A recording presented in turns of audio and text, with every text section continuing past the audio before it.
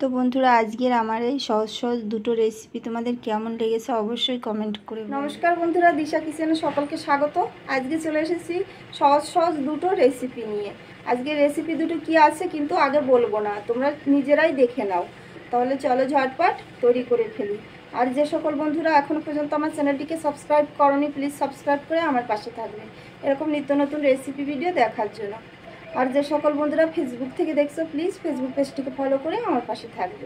চলো বন্ধুরা এবার দেখে নেওয়া যাক আজকের রেসিপি দুটো কি আছে। এখানে একটা বাটি নিয়ে নিয়েছি, বাটির মধ্যে নিয়ে নেব 1 বাটি মতো আতপ চালের গুঁড়ো। আতপ চালের গুঁড়োটা বাটির মধ্যে ঢেলে দিলাম। এবার আমি এর মধ্যে দিয়ে দেব লবণ পরিমাণ মতো হলুদ গুঁড়ো, পরিমাণ মতো কাশ্মীরি লাল লঙ্কার গুঁড়ো, আর দিয়ে দেব আজওয়াইন 1 চামচ। এটা দিলে টক আম্বল হয় না। এবার সব কিছু সুন্দর করে মিলিয়ে নেব একসঙ্গে চামচের সাহায্যে।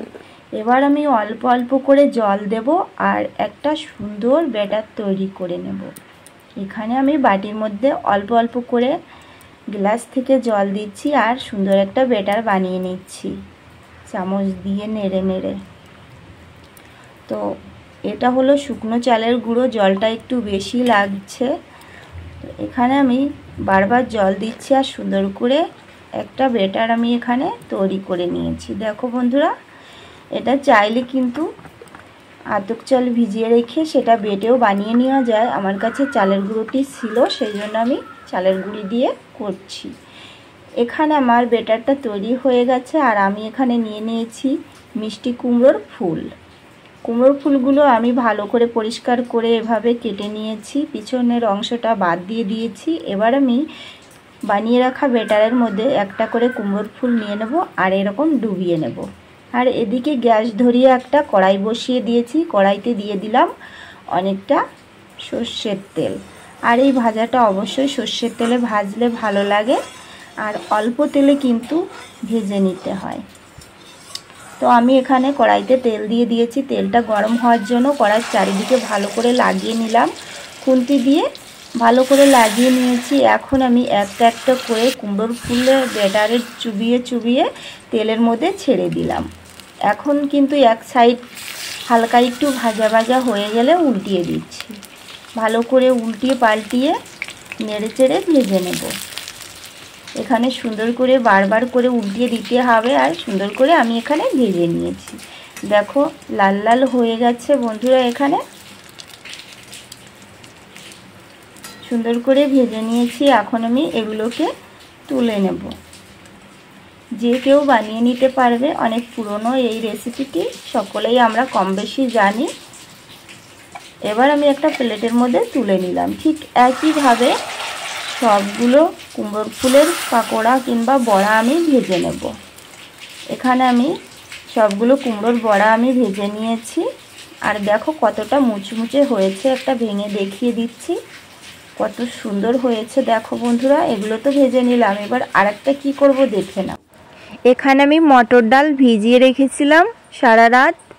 মটর ডালটাকে আমি মিক্সিং জারে করে ঘুরিয়ে নিয়েছি, এর মধ্যে আমি একটা রসুন দিয়ে দিয়েছিলাম আর ঠিক এরকম করে আমি গুঁড়ো করে নিয়েছি মিক্সিতে করে। দেখো বন্ধুরা, এখন আমি মটর ডালের বানাবো আছে মটর ডালের বড়া বানানোর জন্য আমি এর মধ্যে দিয়ে দিলাম প্রথমে পরিমাণ মতো হলুদ গুঁড়ো, পরিমাণ মতো লবণ, আর দিয়ে দিলাম কয়েকটা কাঁচা লঙ্কা কুচি, আর দিয়ে দিলাম সবজি মশলা 1 চামচ। এবার সব কিছু সুন্দর করে একদম মিলিয়ে নেব চামচের সাহায্যে। দেখো এভাবে আমি এখানে মিলিয়ে নিচ্ছি। ভালো করে মিলিয়ে নিতে হবে হাতের সাহায্যে। তো বন্ধুরা, যে সকল বন্ধুরা আমার চ্যানেলে নতুন, এখনো পর্যন্ত চ্যানেলটিকে সাবস্ক্রাইব করোনি, সাবস্ক্রাইব করে নাও বন্ধুরা প্লিজ। এই যে দেখো বন্ধুরা, আমি সুন্দর করে এখানে মিলিয়ে নিয়েছি। এবার এটাকে আমি ভেজে নেব। আমি যে কড়াইতে করে ফুলের বড়াগুলো ভেজে নিয়েছি ওই কড়াইয়ের ওই তেলের মধ্যেই কিন্তু ডালের বড়াগুলো ভেজে নেব। তো আমি গ্যাস ধরিয়ে আবার কড়াইটা চাপিয়ে দিয়েছি আর এবার আমি অল্প অল্প করে ডালের বড়ার ব্যাটার নিয়ে এরকম বড়ার মতো করে বানিয়ে নেব। আর এই ডালের বড়াগুলো কিন্তু একদম কম তেলে ভাজতে হবে, তা না হলে ডালগুলো তেলের মধ্যে ছড়িয়ে যেতে পারে। সেজন্য কিন্তু অল্প তেলে ভেজে নিতে হবে। তো এবার আমি সুন্দর করে উল্টিয়ে দিচ্ছি। এক পিঠ ভাজা হয়ে গেছে, ভালো করে উল্টিয়ে পাল্টিয়ে লাল লাল করে মুচমুচে করে আমি ভেজে নিয়েছি। ঠিক একইভাবে সবগুলো ডালের বড়া আমি ভেজে নেব এইভাবে। এবার আমি একটা প্লেটের মধ্যে তুলে নিচ্ছি। মুচমুচে করে ভেজে নামিয়ে নিয়েছি। ডালের পাকোড়িগুলো আমি এখানে ভেজে নিয়েছি।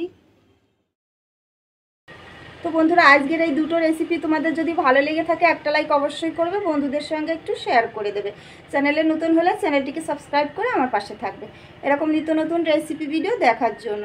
আর যে সকল বন্ধুরা ফেসবুক থেকে দেখছো, ফেসবুক পেজটিকে ফলো করে আমার পাশে থাকবে। তাহলে বন্ধুরা, আজকের মতো এই পর্যন্তই। সকলে ভালো থেকো, সুস্থ থেকো। আবার দেখা হবে আর একটা এরকম সহজ নতুন রেসিপির সঙ্গে।